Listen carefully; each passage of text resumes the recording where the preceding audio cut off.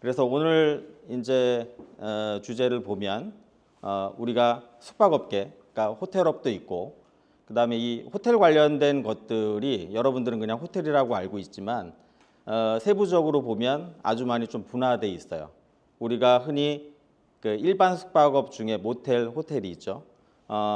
그것도 여러분들이 알기에는 호텔로 볼 수도 있고, 그리고 제가 운영하고 있는 또 관광 호텔도 있거든요. 그런데 명칭은 조금 아마 혼란스러울 거예요. 호텔이라는 이름을 다 붙여도 지금은 무방합니다. 그래서 내가 그냥 여러분들에게 이해하기 쉽게 얘기해 주는 것은 우리가 의식주 중에 그냥 잠자는 공간을 호텔이라고 생각하면 된다.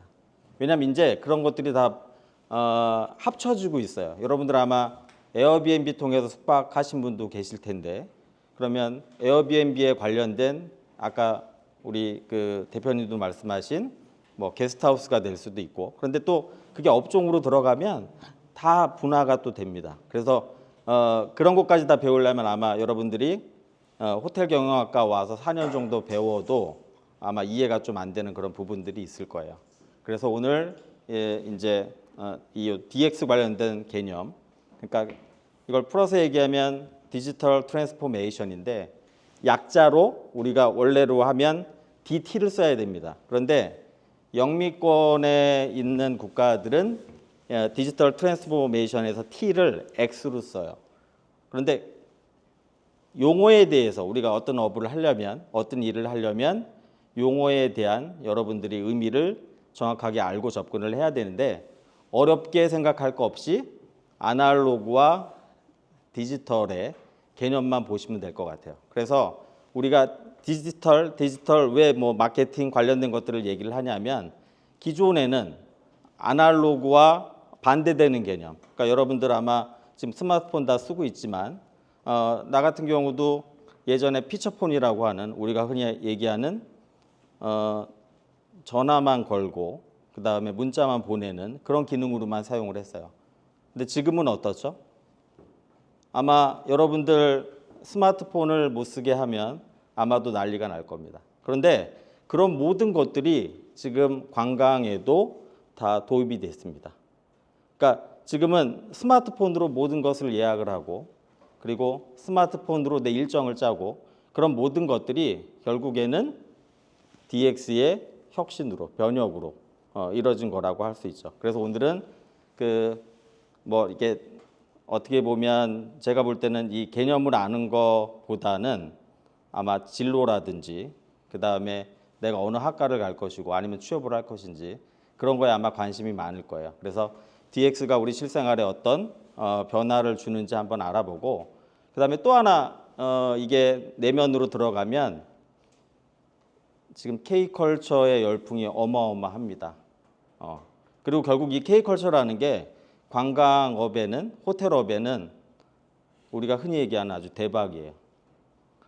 제가 운영하는 서울 N호텔 호스텔 코리아는 작년 11월 이후로 지금 현재까지 매일매일 만실입니다. 우리가 흔히 얘기하는 풀부킹이에요. 그런데 여러분들이 지금 어쨌든 이 관광 관련된 일에, 업종에 근무하고 또 공부할 거잖아요.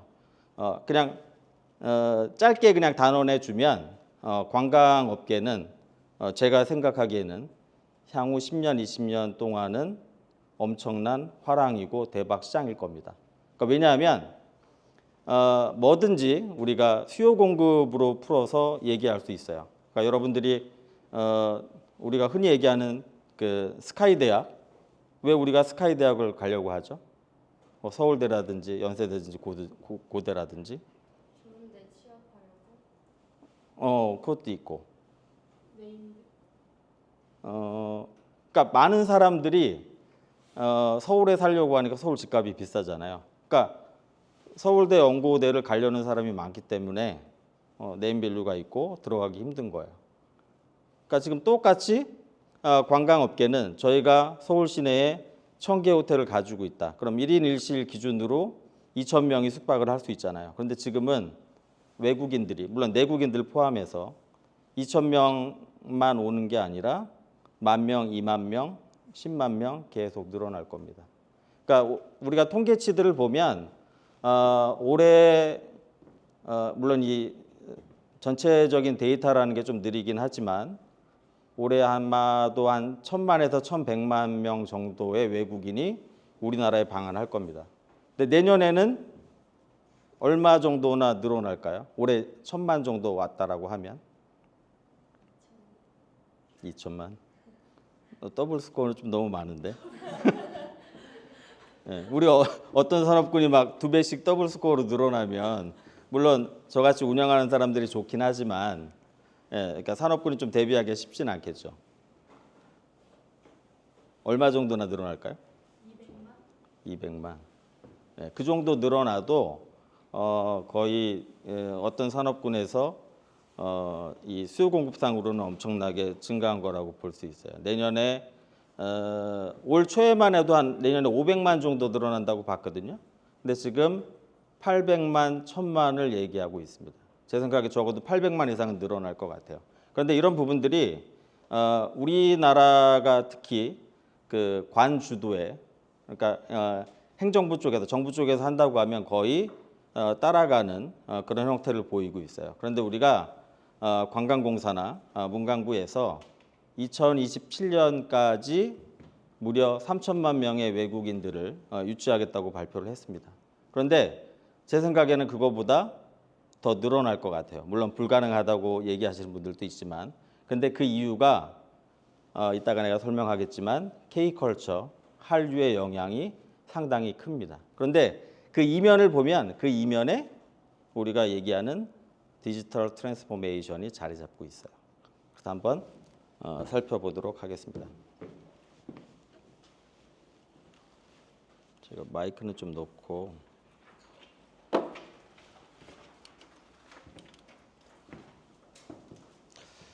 그래서 크게는 그 우리가 호텔의 양극화, 그런데 비단 이것은 호텔의 양극화뿐만이 아니라 우리 전체 사회 그리고 크게 보면 전 세계가 양극화돼 있습니다. 그리고 왜 양극화가 되는지 또 그 이면에는 지금 우리가 얘기하는 디지털 트랜스포메이션이 자리 잡고 있어요.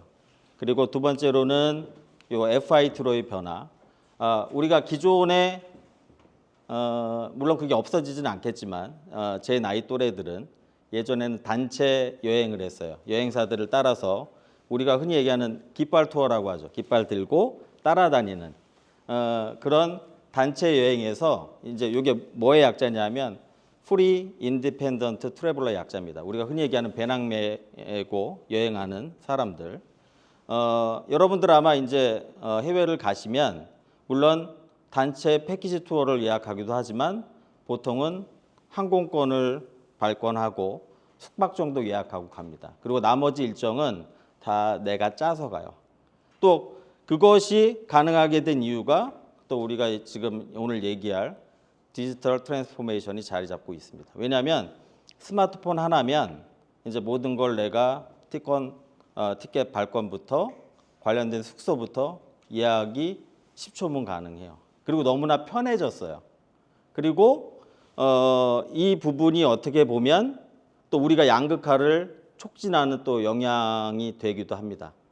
뭐냐면 중간에 특히 요새 관광업계가 많이 어렵기도 한데 유통이 사라졌어요. 그러니까 예전에는 내가 호텔을 예약하려고 하면 그 다음에 항공을 예약하려고 하면 어딘가로 전화를 해서 아니면 메일을 보내서 누군가에게 수수료를 주고 그다음에 예약을 했죠. 그런데 지금은 다이렉트로 부킹이 가능합니다. 또 반대로 얘기하면 그 중간에 일자리들이 사라진 거예요. 그래서 철저하게 지금도 보면 내가 그 얘기를 하겠지만 우리가 호텔을 지금 예약하게 되면 여러분들 저를 포함해서 저도 뭐 제 호텔을 다이렉트로 예약을 받으면 좋겠지만 보통은 야놀자, 여기어때, 아고다, 부킹닷컴, 에어비앤비를 통해서 예약을 합니다. 그러니까 이제 중간에 그것들을 관리하는 사람들이 설 자리가 없어졌어요. 그러다 보니 또 양극화가 또 일어나기도 하고 그리고 그래도 디지털로는 우리가 전환을 해야 된다. 왜냐하면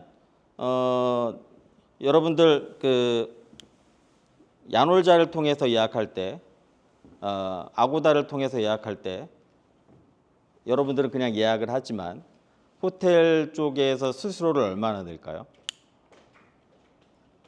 수수료.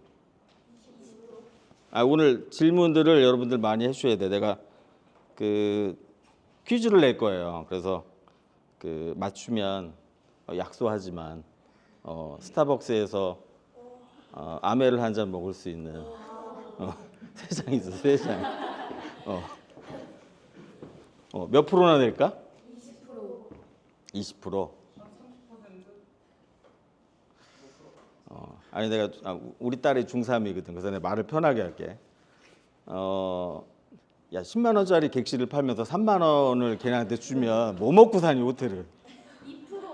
2%. 2%는 너무 작고. 이제 마지막 두 개만 더 받고. 8%. 5%. 10%. 아까 우리 20%가 누구였지?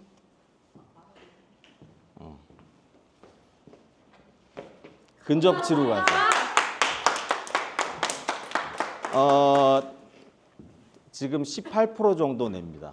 15%에서 18%. 근데 또 어떤 면에서 맞았던 게 코로나 전에는 23%까지 냈어요.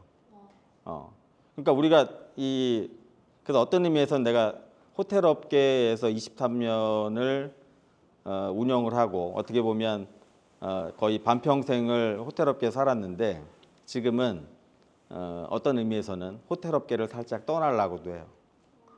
왜냐하면 이게 수수료를 우리가 10만 원짜리 객실을 판매하는데 20% 이상을 이게 순이익이 아니라 매출액이거든.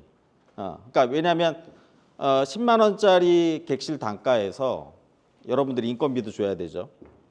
그다음에 호텔을 운영하려면 세금이 또 어마어마합니다. 그리고 임대로 하는 곳엔 뭐 나 같은 경우는 또 간주 임대로 치긴 해야 되는데 내 건물인데도 이 유지 비용, 인건비, 보험, 그다음에 관련된 것들을 제하면 남긴 하지만 그닥 안 남아요. 그러니까 실질적으로 한 10% 미만 정도만 내가 순이익이야. 근데 내가 10% 미만이 남는데 어떻게 보면 우리가 이걸 OTA라고 하거든요. 온라인 트래블 에이전시의 약자인데 이 친구들이 더 많은 금액을 가지고 가요. 그럼 이제 어떤 분들은 그런 얘기 합니다. 다이렉트로 예약하고 다이렉트로 받으면 되지 않아요?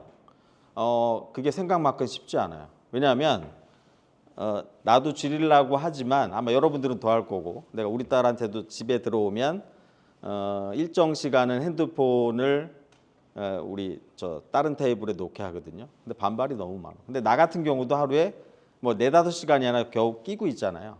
그러니까 이 디지털 트랜스포메이션을 넘어갈 수가 없습니다. 앞으로 점점 더 심해질 거야. 그러니까 호텔업을 하든지 안 하든지 그걸 결정해야 될 정도예요. 아마 여러분들 배달시켜서 음식 먹을 때 있죠. 그러니까 배민 같은 경우도 그런 형태입니다. 실질적으로 치킨 한 마리 판매하시는 분들이 10%를 못 가져가요. 그런데 오히려 배민이 20% 이상을 가져가는. 그러니까 그런 것들이 이 디지털에서 오는 어떻게 보면 폐해일 수도 있고, 그러니까 이런 것들이 우리의 생활을 빠르게 해주고 편리하게 해주고 그런 면도 있지만 음향이 있다. 그리고 그런 음향에 의해서 지금 양극화가 사회 곳곳에 또 점점 더 심해질 겁니다. 그리고 마지막으로는 새로운 호텔 시장 이렇게 한번 우리가 살펴보도록 할게요.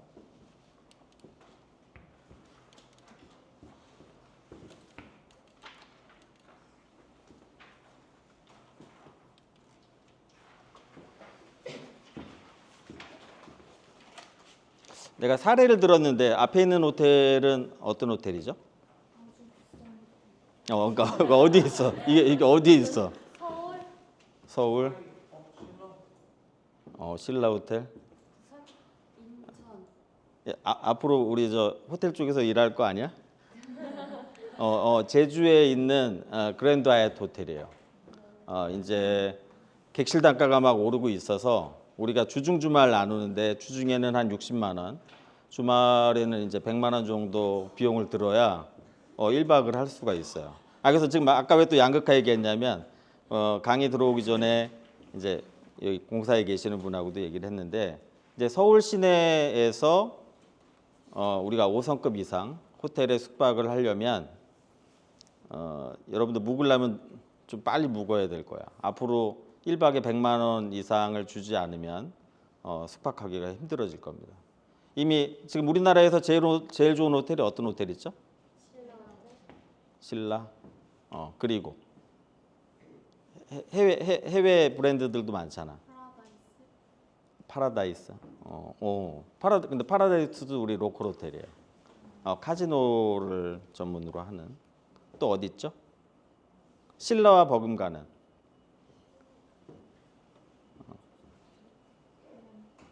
신라와 버금가는. 저 광화문에 하나 있는데. 광화문에 호텔 하나 있는데. 광화문 사거리에 가면 포시즌 호텔이 있어요. 그 호텔이 전 세계적으로도 되게 좋은 호텔이고, 뭐 트래블 가이드 같은데 신라 호텔과 더불어서 1, 2위를 하는 호텔이에요. 그런데 지금 내가 요새는 체크 못했는데 12월 달이 호텔에서는 가장 객단가가 높은 달이기도 합니다. 지금 1박에 100만 원 넘어갈 거예요. 그러니까 우리가 흔히 얘기하는 뭐 ADR이라고 하거든요. 한 달치의 숙박료를 평균을 냅니다. 그래서 아마 여러분들이 이제 호텔 경영학과나 관광 쪽 가시면 배울 거예요. 그래서 에버리지 데일리 레이트의 약자고 ADR로 하는데 주말에는 그 단가가 더 올라가겠죠. 뭐 120, 뭐 130 올라갈 거고 지금 평균적인 단가가 그 정도가 될 거예요. 그런데 오른쪽에 있는 호텔은 이게 인도계입니다. 동남아에도 많이 들어와 있는데 우리나라로 치면 약간 게스트하우스급이나 이비스 정도가 될 거예요. 그런데 이 오요 호텔은 숙박료가 얼마나 할까요? 아니 우리 지금 양극화라니까 아주 비싸거나 아주 싸거나 8만 원, 5만 원, 한 2, 3만 원 해요. 그 다음에 아니 평균가가 그 다음에 도미토리 룸이라고 해서 뭐 4명이나 6명이나 들어가는 방은 7, 8천 원에도 쓸 수 있어. 예. 그런데 그래서 지금 양극화가 진행 중에 이게 싸다 그래서 나쁜 호텔이 아니야. 예, 싼 대신에 여기에는 우리가 아침 조식도 없고 그 다음에 호텔이라는 곳이 기본적으로 고객을 접대하는 접대업 중에 하나거든요. 왜냐하면 내가 만족감을 주고 그래서 우리가 환대산업이라고 하잖아요. 하스피탈리티 인더스트리라고 하는데 여기는 사람이 없어요. 무인화돼 있고 우리 같은 경우도 지금 지방에 있는 호텔은 여러분들 아마 그 음식점 가서 많이 볼 텐데 무인 키오스크 씁니다. 그래서 들어가면 아무도 만날 수 없어요. 근데 그 이유가 그렇게 해야 수익이 남아. 그래서 지금 호텔 업계뿐만이 아니라 뭐 관광 우리 모든 사회가 여러분 음식점 가보면 이제 결제까지 다 테이블에서 하잖아요. 점점 사람을 접점하기가 힘들어진다. 그리고 또 그 인력이 들어가는 순간에 객실 단가가 올라가야 돼요. 그래서 이제 호텔 업계도 관광 업계도 중간이 없어지는 아주 비싼 호텔이든지 아주 저렴한 호텔이든지 양극화가 진행되고 있다.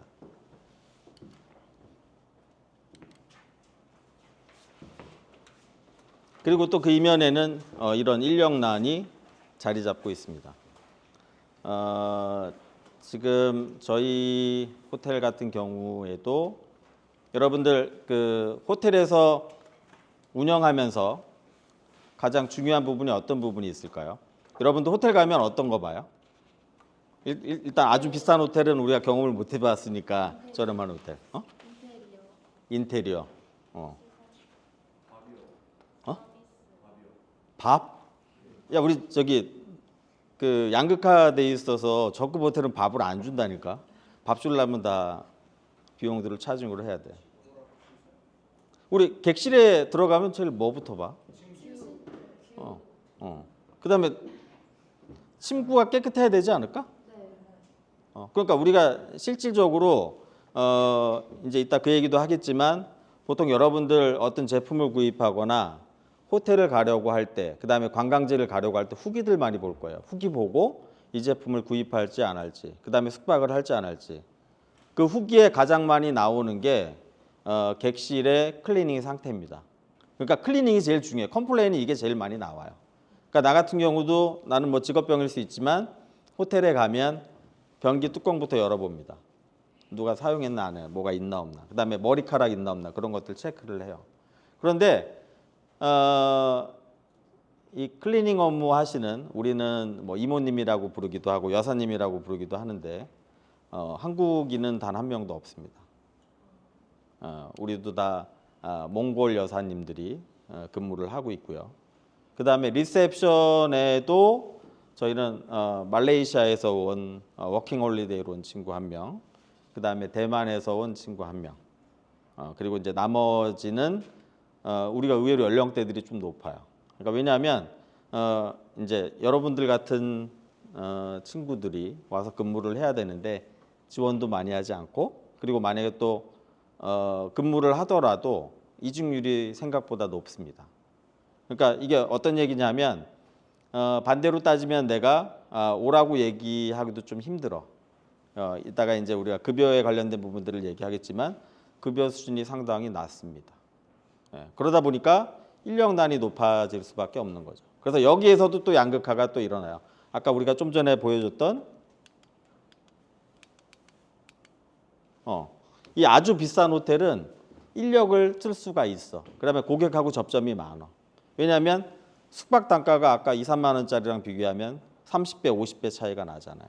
그러니까 직원들 급여도 많이 줄 수 있고 관련된 서비스를 또 제공을 할 수 있는 겁니다.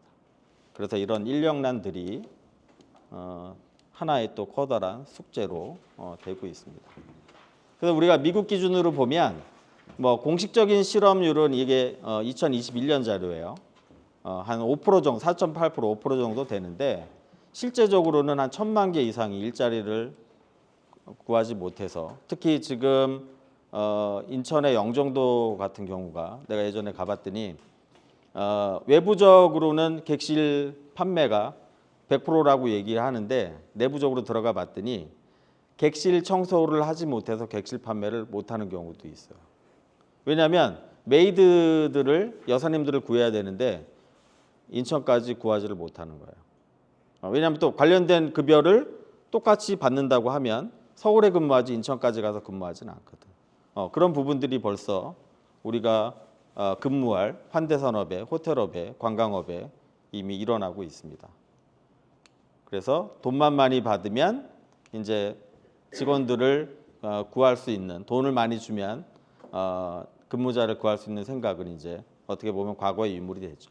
근데 이게 비단 우리나라뿐만이 아니라 우리나라가 그만큼 선진화됐다는 반증이기도 해요. 이미 유럽이나 뭐 일본이나 미국에서 4, 5년 전에, 10년 전에 일어났던 일이기도 합니다. 그리고 내가 초두에 얘기했듯이 근로자 1인당 평균 총액이 한 3,700만 원 정도 연봉이 되는데 여기 하단에 한번 보세요. 숙박 및 음식점업은 2천만 원대 초반이에요. 그러니까 산업 평균보다도 한 4, 50% 낮아요. 그래서 내가 경희대에서 그 지도하는 학생들 이제 호텔 업계에 얼마 정도가 가는지 한번 프로스를 보면 실질적으로 거의 한 5% 미만, 10% 미만, 한 1년 정도 단기 일을 하기는 해요. 그런데 아까 뭐 신라 호텔, 로컬 호텔들 얘기했지만 로컬 호텔 중에서는 아까 얘기했던 뭐 신라라든지 그 롯데의 시그니엘 정도 그런 데는 친구들이 근무하려고 하는데 나머지 로컬 호텔들은 사실 내국인들을 뽑기가 거의 힘듭니다. 그리고 우리가 알고 있는 뭐 JW 메리엇이든 힐튼 하얏트 정도는 내가 한 1년 정도, 6개월 정도 한번 경험 삼아 가는 경우는 있어. 그러니까 이게 상위 5성급 호텔들의 고민도 뭐냐면 아까 얘기했듯이 어떤 직업군에서 적어도 6개월 정도가 돼야 우리가 흔히 하기는 여러분들을 써먹을 수 있단 말이야. 그런데 6개월 정도 지나서 이제 한번 근무를 시켜볼 만 하겠다라고 하면 또 퇴사하는 것이 또 현실이기도 합니다. 그래서 그런 것들이 또 빠르게 디지털화하는 영향이 있어요. 그러니까 내가 조금 이따가 우리 무인 키오스크 보여주겠지만 우리가 관련된 무인 키오스크가 한 3, 4년 전에 초기에만 해도 기계 하나당 한 2,500만 원, 3,000만 원 정도 했습니다. 근데 이게 사용하는 사람도 많고 보급이 또 빨라지다 보니까 그러니까 이것도 또 수요 공급이에요. 수요가 많으면 공급이 많아지고 공급이 많아지면 대량 생산을 통해서 가격이 내려가요. 지금은 한 40만 원 정도 월 렌탈을 하면 쓸 수 있어요. 그럼 조금 부족하긴 하지만 사용자 입장에서는 내가 사람을 하나 고용을 하면 적어도 만약 연봉 3천이어도 한 달에 한 250만 원, 230만 원은 지급을 해야겠죠. 그 단가의 4분의 1, 5분의 1이면 가능한 거예요. 그래서 최소의 인력으로 지금 이제 유지하는 그게 또 디지털 트랜스포메이션의 폐해이기도 하다. 근데 이제 이런 것들이 점점 더 가속화될 겁니다. 그래서 여러분들은 어떻게 하면 이것들을 잘 활용을 하고 또 하나는 어떤 산업군 내에서 근무하고 이제 그런 것들만 오늘 좀 배워보면 되겠죠.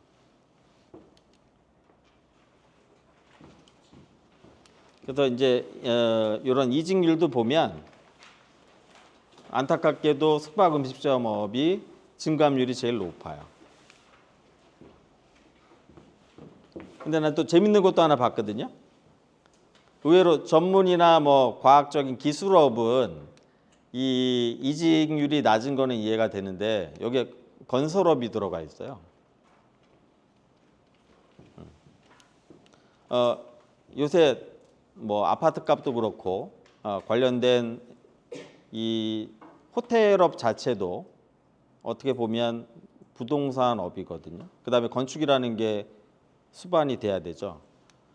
얼마 전에 이제 그 제가 운영하고 있는 호텔의 2층에 여러분들 혹시 한복남이라고 들어봤어요?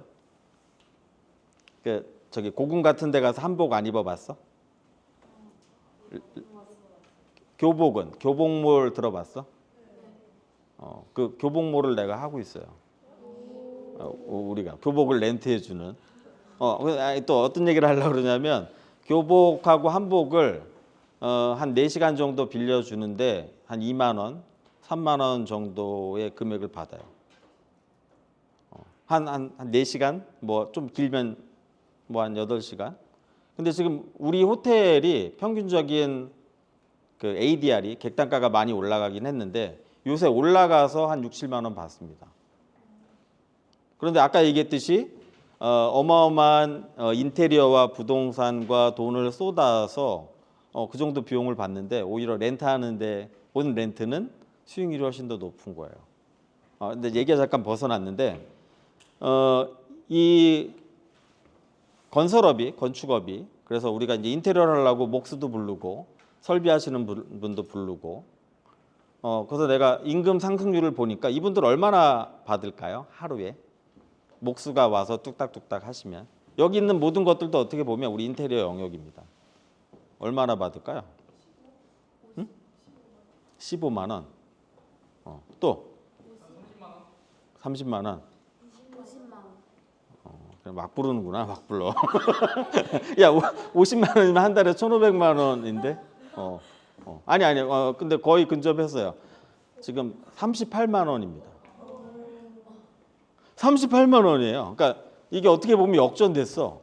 내가 이제 어디 가서 강의하면 한 30만 원, 25만 원 받아요. 회장님 저 오늘 얼마 주실 건가요?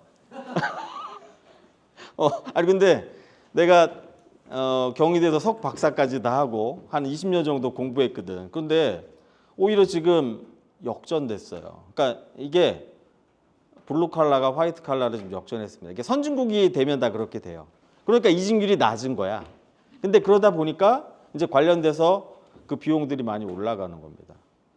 그래서 또 다른 부분으로는 여러분들이 그래서 요새 유튜브 같은 데 보면 여성 목수에서 나오잖아. 그것도 나쁘지 않은 선택일 수도 있어요. 관광 관련된 이 학과인데 그래서 어쨌든 이렇게 지금 급여 수준도 낮고 이직률이 높다. 그래서 이직률이 높다 보니까 사용자 입장에서는 디지털 혁신으로 갈 수밖에 없는 거예요. 자꾸 사람을 안 쓰려고 하는 거예요. 특히 음식점 업들 뭐 이런 데들. 그리고 또 실질적으로 많이 남지도 않아. 그리고 우리가 역설적이게도 예전에는 우리가 건축일이나 우리가 흔히 하는 뭐 노가다라고 하죠. 안 한다 그랬는데 지금은 젊은 층들이 많이 들어갑니다. 그리고 대우도 되게 좋아요.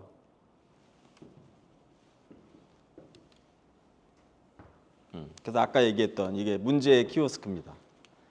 한 2,500만 원 정도 했는데 지금은 월 35, 40만 원을 주면 이걸 갖다 줘요. 갖다 주고 수리도 해주고. 그래서 아까 얘기했던 물론 고가의 호텔도 이런 걸 또 사용하기도 해요. 옆에 하나 놓기도 하는데 왜냐하면 이제 고가로 왔다 그래도 비대면을 원하시는 고객들이 있어요. 그런데 요새 저가의 호텔들은 이런 무인 키오스크들이 다 들어간다. 그래서 예전에 우리가 그 뭐 이렇게 데이실업을 운영하는 여관에서처럼 이제 무인 호텔이 거의 실현이 됐습니다. 그러니까 실질적으로 거의 뭐 체크아웃 할 때까지 고객과 그 다음에 어떻게 보면 우리가 접대하는 주인장들이 한 번도 안 만나고 체크인 체크아웃이 다 가능해요.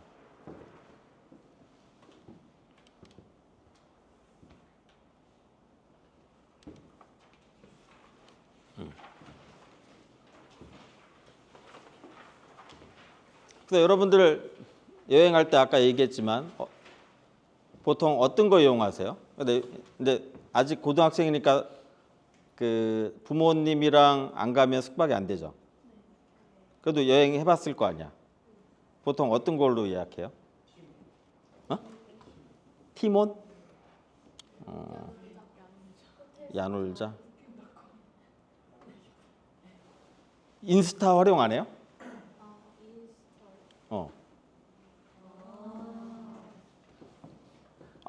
나도 인스타 세대는 아니어서 난 아직 페북인데 인스타를 통해서 예약이 상당히 많이 들어와요.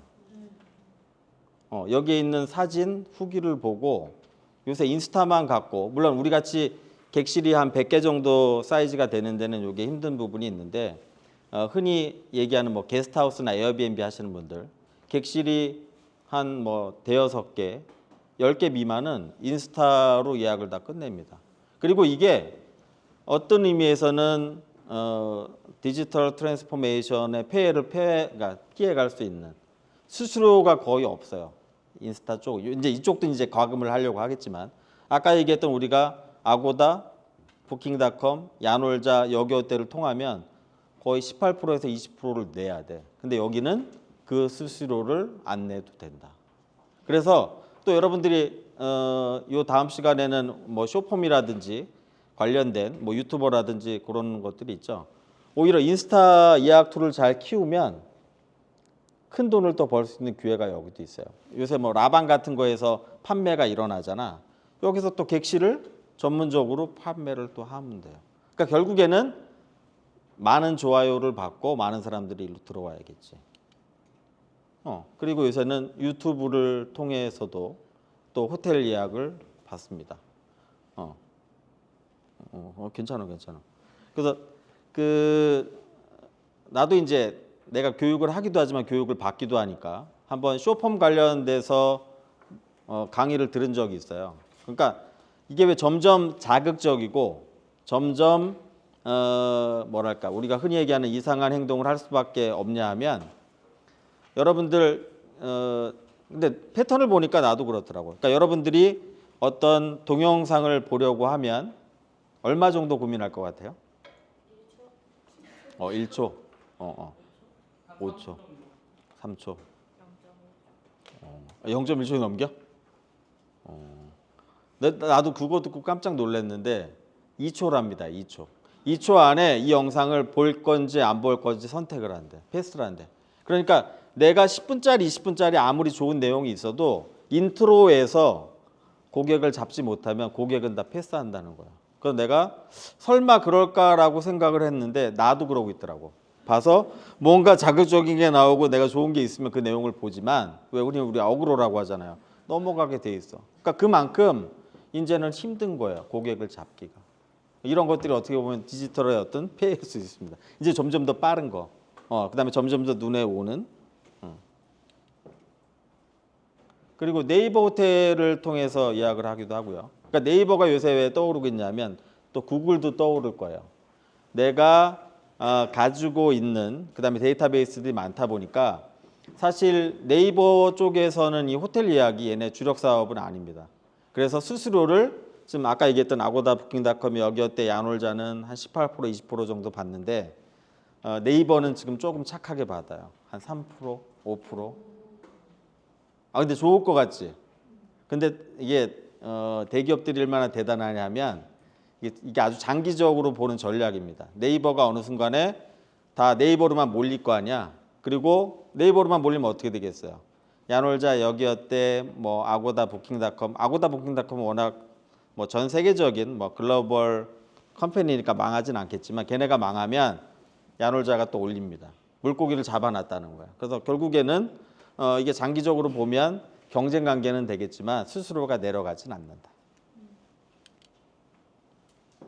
그리고 내가 자주 이용하는 부킹닷컴 이런 것들을 통해서 예약을 합니다. 그러면 이게 아까 얘기했던 아날로그와 디지털의 차이일 수 있어요. 그러니까 기존에는 우리가 여행사를 통해서 여기서 만약 여행사를 하시는 분이 있다면 그 예약을 받아서 중간 단계 역할을 하고 그다음에 거기서 버는 수익으로 내 가정도 유지하고 어떻게 보면 그러니까 어느 게 좋은지 모르겠어요. 그러니까 소비자 입장에서는 언제나 싼 게 좋아. 그렇지만 내가 또 소비자가 아닌 벤더가 또 될 수도 있는 거야. 그러니까 결국에는 모든 수익을 얘네가 다 가져갑니다. 그러니까 중간 단계의 생태계 역할을 하는 지금 여행사들은 상당히 많이 힘들어요. 그래서 후반부에도 얘기하겠지만 지금 여러분들이 알고 있는 우리나라 투어 회사 메인들이 몇 개 있죠? 한번 얘기해 볼까? 하나 투어. 또 뭐 참 좋은 여행사도 있고. 근데 지금 얘기했던 하나 투어, 모두 투어, 특히 모두 투어는 뭐 들리긴 서리기도 하지만, 근데 내가 이제 이런 모임들이 있다 보니까 요새 막년회가 많잖아요. 모두 투어가 야놀자에 합병될 것 같습니다. 아니 뭐 여러 개 없어. 또 돈이 안 나. 뭐 하나 투어는 이미 또 같이 코워킹을 하고 있고요. 그러니까 이 디지털 트랜스포메이션이라는 게 여러 부서. 그러니까 여러분들 우리 전기차 하면 어떤 게 있죠? 테슬라. 그러면 실질적으로 전통의 강자, 100년, 200년 된 자동차의 아버지 GM이나 그다음에 도요타 같은 업체들이 실제로 테슬라가 나온 지 뭐 10년, 20년도 안 됐잖아요. 시가총액이 이미 넘어갔습니다. 그리고 여러분들 호텔 업계에서 전 세계적으로 가장 큰 브랜드가 어떤 게 있죠? 가장 큰 호텔 회사, 호텔 컴퍼니? 호텔 컴퍼니. 아, 이거 호텔 갖고 내가 또 퀴즈 하나 내야겠다. 호텔 컴퍼니 어떤 게 있지? 서울에도 많잖아. JW 메리엇이 전 세계에서 가장 큰 시가총액의 호텔이에요. 그 다음에 넘버 2가 힐튼 그룹, 그 다음에 하얏트 이런 식으로 나눠지거든. 그래서 지금은 조금 바뀌었지만 코로나 기간 중에 팬데믹 기간 중에 에어비앤비가 세계의 시가총액을 합친 걸 다 넘어갔어요. 테슬라도 마찬가지고. 그리고 우리가 요새 여러분들 그 카카오로 해서 은행들 쓰죠. 카카오가 하나은행, 뭐 우리나라 우리은행, 국민은행 그런 시가총액들을 막 지금은 또 어느 정도 내려왔지만 막 넘나들었어. 그 이유가 결국에는 디지털 트랜스포메이션에 있는 겁니다. 그러니까 호텔도 보면 실질적으로 일은 우리가 하는데, 그러니까 요새 어디 가면 이런 뭐랄까 푸념을 하기도 합니다. 그러니까 제주는 고민 없는데 돈은 누가 가져가죠? 딴 데 가져가잖아. 호텔 업계에서 제주는 우리가 넘는데 돈은 OTA들이 다 가져가. 그러니까 이런 현상들이 여러 군데 다 파급됩니다. 왜 카카오, 은행, 그다음에 그 관련된 회사들이 주가가 올라가고 그다음에 순이익이 더 높을까요? 여러분들 한번 고민들 해봐야 돼. 왜 그럴까? 응? 접근성. 그다음에 여러분들 일자리하고도 관련이 있어. 그러니까 디지털의 핵심은 또 그거야. 그게 또 우리한테 양극화로 돌아올 거야. 한번 고민해 보자고. 왜 그럴까를 오늘 자꾸 고민들을 해봐야 돼. 그러니까 여기서 오늘 디지털 트랜스포메이션에 대해서 이 용어 이런 거 알 필요 없어. 그거는 우리 친구 네이버나 구글링 하면 다 나와. 그러니까 이게 왜 변화해 가는지 원리를 파악을 해야 돼. 왜 그럴까? 왜 걔네 주가가 높을까? 편해서. 봐봐. 우리가 여러분들 은행 가면 국민은행이나 우리은행 가면 누가 나를 반기죠? 은행원이 반기지. 은행원 연봉이 얼마야? 여러분들 다 은행원 되고 싶잖아. 막 억씩 주잖아. 카카오에 은행원이 있어? 만날 수가 없어. 그러니까 인건비가 안 들어가도 돼. 그다음에 우리 OTA 사이트들 봐봐. 우리는 여러분을 고용해야 되잖아. 그래서 허드렛 일을 다 한단 말이야. 컴플레인도 받고. 그런데 야놀자 여기어때 얘네는 고객과 만날 일이 없어. 인력이 적은 거야. 그러니까 걔네가 그런데 수익은 더 가져간단 말이야. 그게 디지털의 어떻게 보면 혁신인데 반대로 따지면 직원을 고용하지 않아도 된다니까. 더 이상 이제 고용을 줄이는 거야. 그렇기 때문에 시장에서는 얘네가 고용을 안 하네. 고용을 안 하면 여러분들 대기업들은 지금 이제 또 뭐 이게 가불관계들이 항상 있지만 우리나라가 노사 문제들이 많잖아요. 그러니까 그 파업할 수 있는 여력도 줄어들고 운영하는 사람 입장에서는 되게 많은 이게 베네핏입니다. 인력을 고용하지 않는다는 거예요. 근데 또 반대로 따지면 이제 일자리는 점점 더 없어질 수밖에 없는 그런 또 현상이 또 돼요. 그래서 여러분들이 앞으로 내가 이제 학과도 선택을 해야 될 거고 진로도 선택을 해야 되잖아요. 어느 곳에 일자리가 가장 많아지고 유지될 거를 여러분들이 찾아봐야 돼요. 그런데 그 중에 하나가 관광입니다. 내가 이따가 K컬처와 관련된 얘기를 할 텐데 우리나라는 내가 여러분들한테 설명을 해줄 거야. 왜 대박이 났는지. 앞으로 전 세계인들이 계속 몰려올 거예요. 그리고 왜 관광 중에서도 외국인을 대상으로 해야 되냐면 우리나라 삼성전자 어떻죠? 현대차 어떻죠? 우리나라 내수 시장만을 보고 물건들을 만드는 것들은 이제 돈을 벌 수가 없어요. 삼성전자, 현대차, 그다음에 우리가 가지고 있는 뭐 삼성중공업, 조선들이 우리나라에서 판매하는 게 아니라 해외로 수출을 많이 해서 그 기업들이 경쟁력을 갖는 거예요. 그런데 전 세계 70억, 80억 인구들이 우리나라로 몰려오고 있다니까. 그 이유를 내가 한번 설명들을 해줄게요.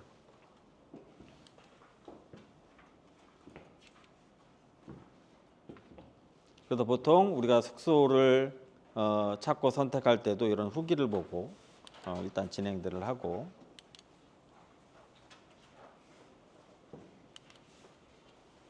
우리 한번 요 관광객의 변화를 봅시다. 잠깐만.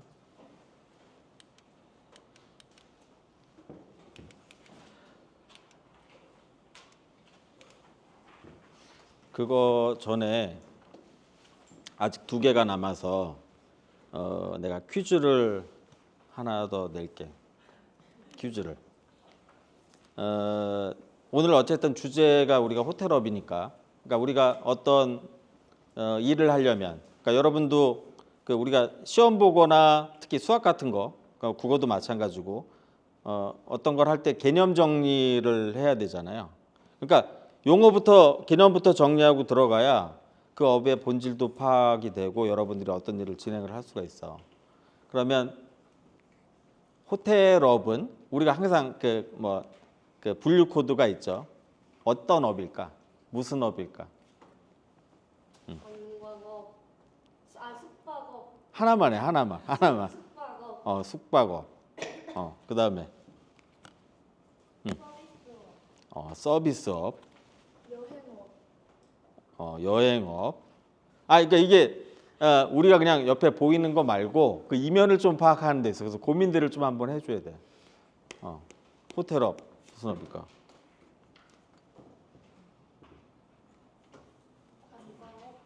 관광업은 나왔어. 저기 우리 관계자분들도 하셔도 됩니다. 호텔업이 무슨 업일까요? 호텔업. 이면을 보셔야 돼. 이면을. 그 예전에 지금은 바뀌었지만 이건 회장 돌아가셨지만 신라호텔 인수하고 할 때 그 현명관 회장한테 업무를 준 게 있어요. 너 신라호텔이 무슨 업인지 업의 본질을 파악하고 오라고. 이거는 여러분들한테는 조금 힘든 개념이긴 한데 그걸 좀 알고 갔으면 해서 질문들을 한 거예요. 호텔업이 무슨 업일까요? 관광사업. 예? 왜? 요식업, 요식업, F&B도 있으니까. 예. 그리고 또 신라 호텔은 실질적으로 우리가 신라 호텔을 호텔업이라고 알고 있는데 실제적으로는 유통 판매업입니다. 거기 면세점에서 수익률이 제일 높아요. 그것 때문에 하는 것도 있고. 그다음에 아까 파라다이스 호텔 얘기했지. 파라다이스는 카지노로 돈을 벌어요. 그래서 그거에 부수적으로 딸려오는 거야. 근데 중요한 거는 우리가 오늘 일단 숙박 호텔업이니까 이 업이 본질이 뭔지, 뭐를 통해서 돈을 벌어야 되는지만 한번 알고 갔으면 좋겠어요. 그래서 또 외식업 나왔고 아직 안 나왔어요. 딱 세 분만 더 하고 안 되면 가장 비슷하게 마치신 분한테 줘야 되는데 아직 근처도 안 갔어. 예? 좀 다르게 생각해봐. 이게 우리가 여러분들 바둑이나 장기 안 둬? 그러니까 앞에만 보면 안 돼. 결국 마지막에 히든 카드를 숨겨야 돼.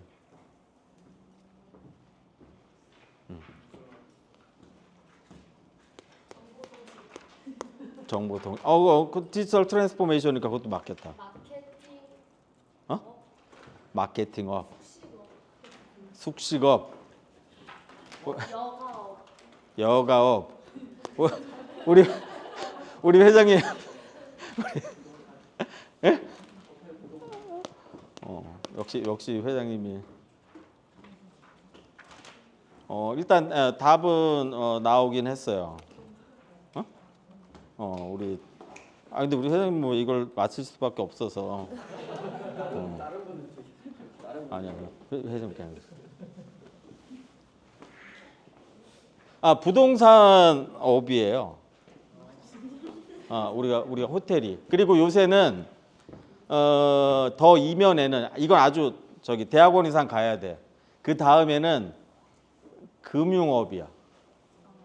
금융업. 여러분들 요새 이제 점점 더 커지면 부모님들이 요새 고민들이 뭐냐면 내 아파트 값이 올라갈 건가 떨어질 것인가.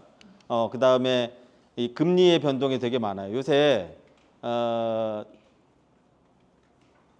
내가 부동산을 구매하려고 해도 은행에서 대출을 잘 안 해줍니다. 금리도 높고. 그러니까 여러분들 호텔 쪽도 PF가 안 되면 호텔을 공급할 수가 없어요. 그러니까 은행이 움직여야 돼. 그리고 또 하나가 결국에는 이 호텔업 자체가 수익이 안 되는데도 불구하고 대기업들이 가지고 있고 나를 포함해서 갖고 있는 이유가 그 이면이 부동산업입니다. 실질적으로. 그리고 시설 장치업이에요. 많은 시설들이. 그래서 우리가 이 호텔 경영론 시간에도 들어가면 호텔업 그러면 서비스업이기도 하고 숙박업이기도 하고 1차적인 건데 그 이면에는 이런 시설업이라든지 부동산업이라든지 그리고 금융업이 포화가 하고 있습니다. 그래서 또 그것들을 여러분들이 지금은 잘 이해하지 못하지만 그것에 관심을 갖는다라고 하면 여러분들이 더 큰 성공도 할 수 있고 어떻게 보면 더 많은 돈도 또 벌 수 있어요. 우선 요 관광객의 변화를 한번 봅시다. 지금은 또 스코어가 틀려졌어요. 그런데 우리가 지금 그래프가 쭉 움직이죠.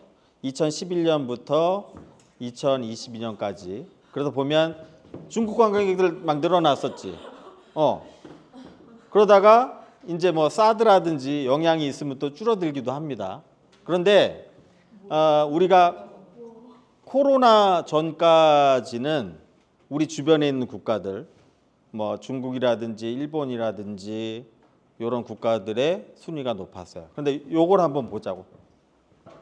2022년에 미국인들이 1위였어요. 압도적인. 지금은 이제 일본이나 아직 중국인들이 3위 안에 아직 안 들어옵니다. 왜 그럴까? 이 이유를 한번 보자라는 거예요.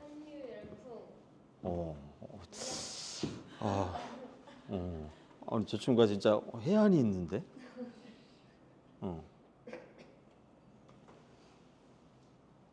넷플릭스의 영향으로 미국인들이 1위가 됐었어요. 2022년에. 그리고 내가 이걸 한번 보여주려고 하는 거예요. 이거 영상까지 보진 않을게요. 아주 강렬하죠. 한류가 얼마나 기승을 부리는지 아는가. 그 내가 여러분들한테 질문해 볼 거예요. 이게 또 디지털 트랜스포메이션하고 어떤 영향이 있는지. 여러분들 우리 코로나 때 생활 패턴이 어땠죠? 코로나 때. 집에서 계속 TV 보고 집에서 TV 보고 있었지. 근데 집 안에서도 어땠어?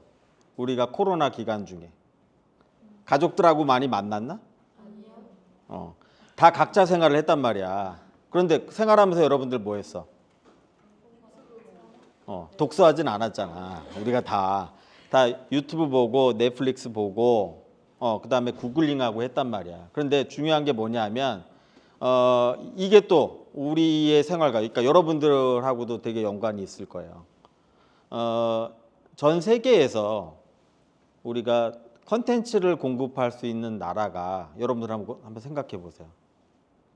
우리 영화, 우리 미국 영화 많이 보지. 여러분들 미국 영화 말고 그다음에 우리나라 영화 말고 또 다른 나라 영화 어느 나라 영화 봐요? 중국, 대만, 일본. 봐? 많이 봐? 일본도 봐? 근데 비율로 따지면 영미권이 제일 많잖아. 그런데 우리나라가 너무나 대단한 일을 해간 게 그 컨텐츠가 경쟁력을 가지고 전 세계인들이 볼 만한 컨텐츠를 만들기 시작했다는 거예요. 그래서 우리나라 말고 전 세계인들이 넷플릭스를 보고 유튜브를 통해서 한류에 빠져들었어. 실질적으로 이건 나중에 뭐 유튜브에 있으니까 보세요. 여기 히잡 쓴 친구 보이죠? 터키에서는 막 가출까지 했어. 한류 팬들 보고 싶다고 막 가출까지 했어. 그다음 내가 여기 자료에 넣지는 않았지만 우리나라 인구가 5천만이잖아. 전 세계 한류 팬이 몇 명인 줄 알아? 공식적으로? 한류 팬이 공식화된 게 2억 명이에요. 아니 진짜 우리나라 인구보다 더 많어. 그러니까 뭐냐 하면 나도 코로나 기간에 어마어마하게 힘들었지만 지금 코로나는 우리나라 관광업계 그다음에 전체 산업군의 축복이었다라고 생각을 해요. 왜냐하면 1년이 아니라 2년이 아니라 3년을 갔잖아. 3년 동안 애들이 세뇌당한 거야. 애들이 한류 콘텐츠에 세뇌를 당한 거예요. 그래서 이제 서울이 코리아가 이 친구들한테 데스티네이션 시티가 된 거야. 런던이나 파리나 도쿄나 뉴욕처럼. 그래서 이 관광객들이 지금 몰려오고 있는 거예요. 진짜로. 그래서 우리가 2019년도 코로나 전에 1740만 명이라는 최대 인원들이 인바운드로 들어왔어요. 그런데 그때는 몇 개국 들어왔냐 내가 한번 자료를 찾아보니까 50개국 미만 정도 한 45개, 47개 정도가 들어왔더라고. 지금 코로나 이후에 몇 명의 그러니까 그 몇 개의 국가의 나라가 들어오는 줄 아세요? 80.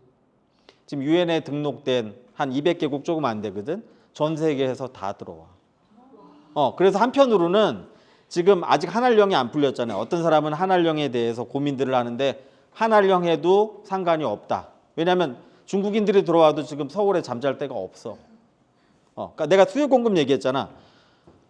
어마어마한 사람들이 들어오는데 서울에 잠잘 곳이 없어요. 기본적으로 비행기 티켓 타고 잠잘 곳이 있어야 여행이 가능하거든. 그런데 이 인원들이 우리가 또 그런 얘기들을 합니다. 이제 나는 내 나이 치고는 좀 여행을 많이 해봤거든. 그러니까 남미 빼고는 거의 다 가봤는데 내가 프랑스도 가보고 그다음에 뭐 영국도 가보고 그다음에 미국도 가보고 특히 영국 프랑스에서 느끼는 건 뭐냐면 얘네들은 한 세대 헤게모니를 졌다 폈다 했던 애야. 지금은 좀 바뀌었지만 예전에 프랑스 가면 근데 여기서 좀 나이 먹이는 걸 좀 느끼네. 20년 전에 갔었어. 여러분들 아마 태어나기 전에 갔었는데 동양 남자애가 가면 불어 안 쓰면 이 얘기가 힘듭니다. 막 무시하고 그래요. 그런데 걔네가 지금 한류에 열광하고 있어. 그다음에 영국 애들이. 그 얘기는 뭐냐면 우리가 지금 뭐 배우는 것들이 문화, 그다음에 언어 이런 것들이잖아요. 우리가 일제 시대 때 어떻게 했어? 일본 친구들이 언어를 말살해야 그 나라의 혼을 뺏을 수가 있어요. 근데 지금 전 세계에서 여러분들 한번 유튜브에서 봐봐.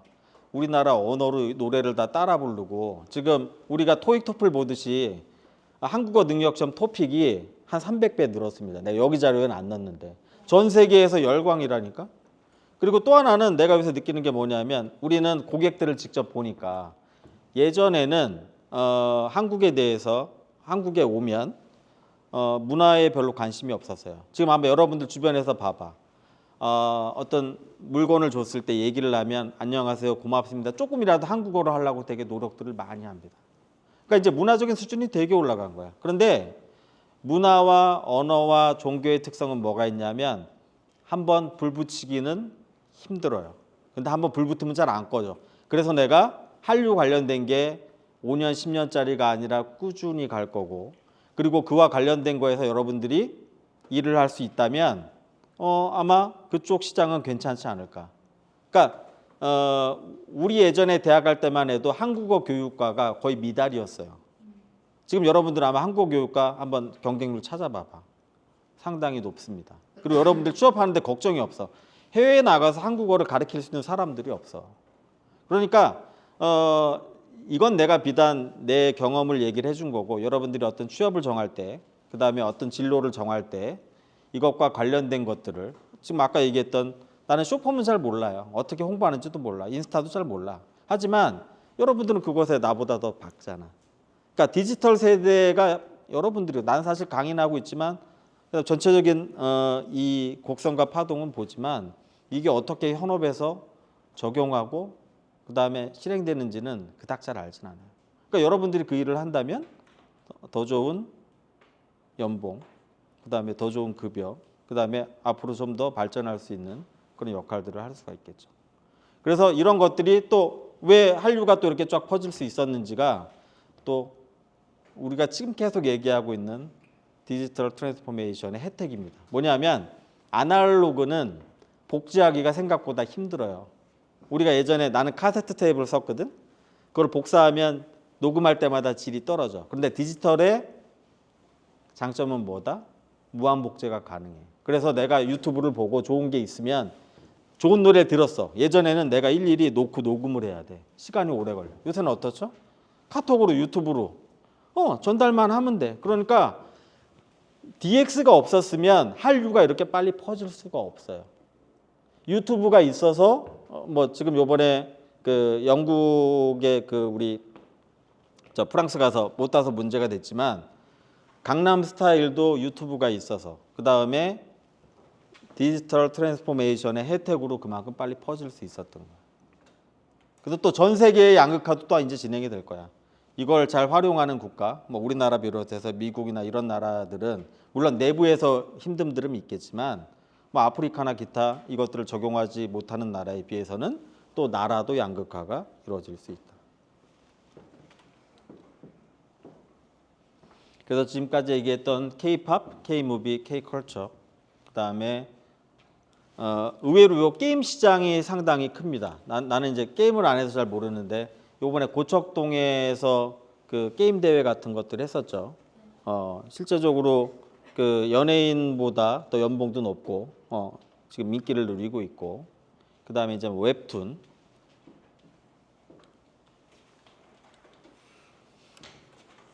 그래서 우리가 기존에는 이제 문화를 받아들이는 문화 수용 국가였어요.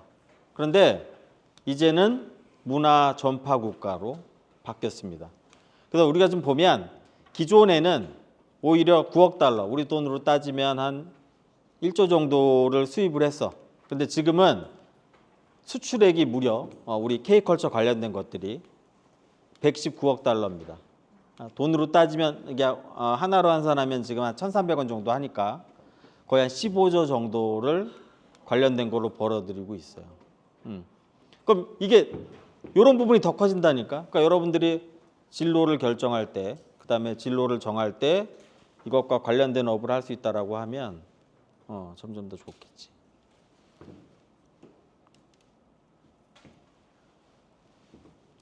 그리고 이제 뭐 K컬처 외에 요새 이제 우리 관광의 어떤 트렌드를 보면 이제 워케이션, 이제 여행과 일상생활이 분리되는 것이 아니라 거의 하나가 돼가고 있습니다. 그리고 또 워케이션을 가능한 이유가 어떻게 보면 지금까지 계속 얘기한 DX의 혜택이기도 해요. 어디에 가도 우리가 와이파이가 되고 노트북만 하나 갖고 가면 일들이 다 가능하잖아. 그리고 나노화. 뭐 이 부분은 요새 용어로 조금 정리가 되는 건데 이제 내가 그 오타쿠란 개념을 잘 몰랐는데 그러니까 오타쿠가 나쁜 개념이 아니더라고. 그러니까 우리가 여행을 가서도 지금 내가 만약에 그 누구야? 요새 연예인 제일 유명한 친구가 누구죠? 난 좀 블랙핑크밖에 몰라. 그래서 그러니까 만약에 방탄소년단의 공연을 본다라고 하면 다른 일정 하나도 안 하고 방탄공연단만 보고 가요. 서울에 와서도. 그다음에 내가 만약에 어떤 만화에 뭐 웹툰에 꽂혔다. 그러면 또 그거만 와서 하고 가. 그리고 예전처럼 누가 여행이나 이런 플랜들을 짜주는 게 아니라 내가 내 플랜을 짜서 그것만으로 움직입니다. 그래서 개인 취향을 반영해서 이제 직접 다 기획을 하는 거예요. 콘텐츠도 짜고 이제 방송국의 영향력이 우리만 해도 KBS, MBC, SBS 어마어마했어요. 근데 지금은 다 개별 사람들이 하나의 방송국 역할을 합니다. 그러니까 이제 점점 권력도 나눠가는 거야. 이게 디지털의 혁신이에요. 그리고 일상화. 아까 얘기했던 일상과 관광의 경계가 사라집니다. 그래서 제가 여러분들한테 관광 쪽 관련해서 왜 계속 기회라고 얘기를 하냐면 뭐 나는 일하는 게 좀 좋기도 하고 그러니까 이 본캐 부캐가 많다는 거는 한편으로는 우리 가족들에게는 서글픈 일이기도 해요. 이렇게 막 돌아다니는 게 많잖아. 그러니까 집에 좀 소홀화될 수밖에 없죠. 그런데 여러분들 지금 주 5일에서 주 4일 근무, 그다음에 워케이션까지 가능하다는 거는 우리가 실제로 코로나 시기에는 회사에 출근하지 않고도 업무가 가능했었죠. 앞으로 어떻게 될까? 점점 더 근로 시간이 줄어들지 않을까? 그럼 반대로 얘기하면 줄어들면은 사람들이 뭐 할까? 더 많이 쉬겠죠. 그리고 여행 가겠지. 근데 여기서 또 안타까운 양극화가 일어나요. 내가 돈이 많은 사람은 그 쉬는 기간 동안 아까 우리가 얘기했던 나도 내 돈 주고 1박에 100만 원짜리에 숙박하기는 힘들 것 같아. 그런데 그런 숙소를 머무를 거예요. 그리고 돈이 없는 사람들은 아까 우리 얘기했던 5여 호텔에 머물겠지. 근데 중요한 거는 그걸 떠나서 우리가 근로 시간이 줄어든다는 거는 지금 우리가 얘기하는 환대 산업, 호스피탈리티 산업에 즐길 사람들, 돈 쓸 사람들이 많아진다는 거예요. 그럼 그쪽에는 더 기회가 많지 않을까? 만약에 여러분들이 요새 직업군들 나오잖아. 앞으로 뭐 없어질 직업군들. 지금은 되게 좋지만 판사들 AI로 다 바뀐다며, 뭐 회계사들. 그런 업을 한다고 하면 나는 우리 딸한테는 조금 말릴 것 같아. 지금은 괜찮은데 장기적으로는 그쪽의 수요들이 줄어들 겁니다. 그런데 우리가 다 지금 알고 있잖아. 점점 더 놀 거라니까. 점점 더 근로시간을 줄일 거라니까. 그러니까 돈이 있고 없고의 문제이긴 하지만 결국 사람들이 이런 시설들을 많이 즐기고 그다음에 뭐 내가 볼 때 지금은 서울이나 도심권에 있는 호텔들이 좋지만 만약에 워케이션을 많이 즐긴다고 하면 그다음에 그곳에 어떤 색다른 액티비티를 갖고 있다라고 하면 지방에 있는 호텔도 괜찮을 수 있습니다. 그러니까 그거는 여러분들이 찾아봐야 되는 거예요. 그래서 점점 환대산업 쪽에는 기회가 많아진다. 그리고 이게 또 선진국이 돼가면 나타나는 현상이기도 합니다. 그러니까 나도 예전에 내가 학부에서 교수님들이 얘기해 줄 때 수업 받을 때 몰랐는데 그런 얘기들을 했었어요. 국민소득과 연관된 우리가 뭐 1만 불에는 마이카를 하고 2만 불에는 골프를 하고 그다음에 3만 불에는 막 요트를 타고 뭐 이런 것들을 했거든요. 그게 거의 맞아 떨어집니다. 이제 우리가 실질적으로 3만 불 이상의 소득을 가지고 있어. 그 특징들은 일을 안 한다. 아까도 우리가 봤잖아요. 돈을 더 많이 준다 그래서 사람들을 못 구한다니까. 여러분들도 만약에 근무하는데 별로 뭐 사장이 마음에 들지도 않고 생각보다 힘들어. 그럼 예전처럼 평생 직장으로 근무하지 않습니다. 아마 당장 내일 그만둘 걸. 그게 이제 나쁘다 좋다가 아니라 트렌드화 된 겁니다. 그리고 우리가 계속 얘기했던 디지털화. 우리가 학부 수업하면서도 리포트를 받으면 예전에는 챗 GPT를 쓰지 말라 그랬어요. 그래서 점수를 안 주고 그랬어. 그런데 지금은 반대입니다. 챗 GPT를 잘 활용해서 써오라 그래. 그러니까 아마 여러분들이 채점을 한다 그러면 알 거야. 본인들은 나름 각색을 했다라고 하는데 챗 GPT를 사용해서도 잘한 거 안 한 거 딱 판별이 돼요. 한 80%는 거의 비슷해. 왜냐하면 같은 검색어를 넣으니까. 그러면 그 검색어를 가지고 얼마나 내 생각을 조금은 접목시켜서 그리고 이제는 검색어를 어떻게 넣느냐를 고민하느냐에 따라서 내용들이 틀려져요.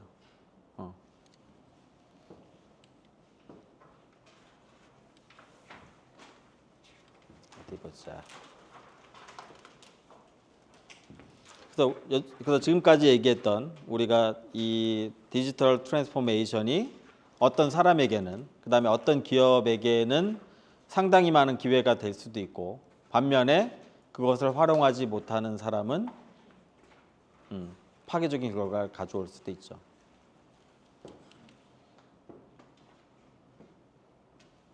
그래서 우리 아까 얘기했던 이제 우리가 만약 관광으로 따지자면 오프라인에서 이 소기업을 운영했던 여행사들은 지금 다 없어지고 있어요. 그러니까 코로나가 결정적인 역할을 했지만 그거 아니었어도 사실은 적응하지 못하면 지금 나만 해도 내가 비행기표를 예약하면서 난 네이버만이 쓰거든요. 뭐 네이버라든지 인터파크라든지 아까 이제 뭐 티몬 얘기도 했지만 결국에는 이런 로컬 여행사들을 아무도 이용하지 않습니다. 앞으로 더 심해질 거야. 그러니까 여러분들이 만약에 더 발전시킬 수도 있겠지만 만약에 여행사를 하겠다 그러면 저기 밥 사들고 말려야 돼. 오히려 내가 요 관련해서 야놀자에 들어갈 수 있게 여기어때에 들어갈 수 있게 역량을 키우는 게 훨씬 더 연봉도 많이 받고 그 다음에 훨씬 더 발전된 일을 할 수가 있다. 그래서 이 디지털 트랜스포메이션에 대응한 사업자는 기회가 될 것이고 아닌 사업자들은 위기가 될 겁니다. 그리고 온라인도 마찬가지죠. 지금 온라인도 서서히 변화가 일어나고 있어요. 생각보다 그러니까 점점 더 어떻게 보면 일하기가 힘들어지는 기업을 경영하는 나도 마찬가지예요. 예전에는 어떤 결정을 내리고 그것을 열심히 하면 유지하면 그래도 5년 10년 밥 먹고 살았어. 지금은 오늘 내린 결정이 내일 틀려질 수도 있고 연 단위가 아니라 월 단위로 바뀌어서 대응하지 않으면 살기가 힘들어졌습니다. 그만큼 이게 또 DX가 갖고 온 파급 효과예요. 그러니까 정보가 너무나 빨리 평준화되고 너무나 빨리 복사가 돼.